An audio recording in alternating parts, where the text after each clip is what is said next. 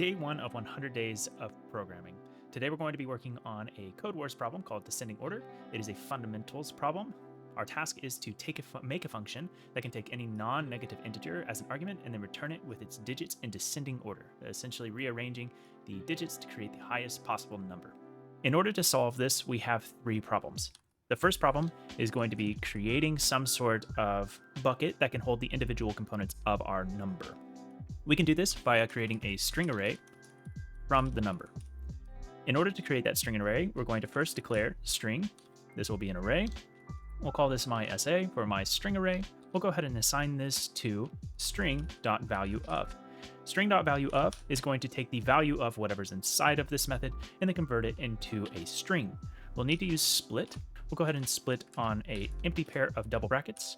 This should convert our newly formed string into its individual elements. The next problem is sorting the individual elements of this array.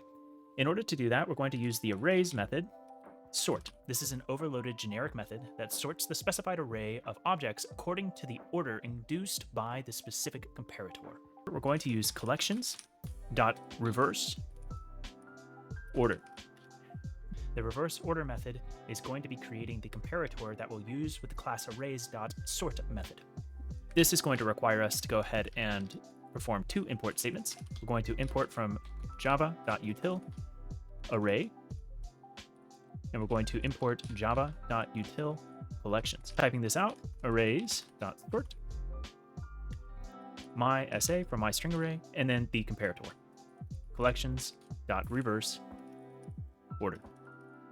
The last problem that we have is returning one singular integer. So the first thing we need to do is convert the string array into one singular string and then convert that one singular string into an integer for output. We can start by making one string from that string array by using the string method join.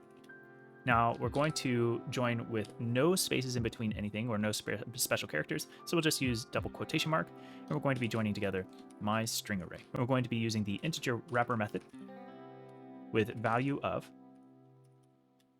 the string array being joined together. Okay, with a semicolon, we should be good to test. That's day one down. See you next time.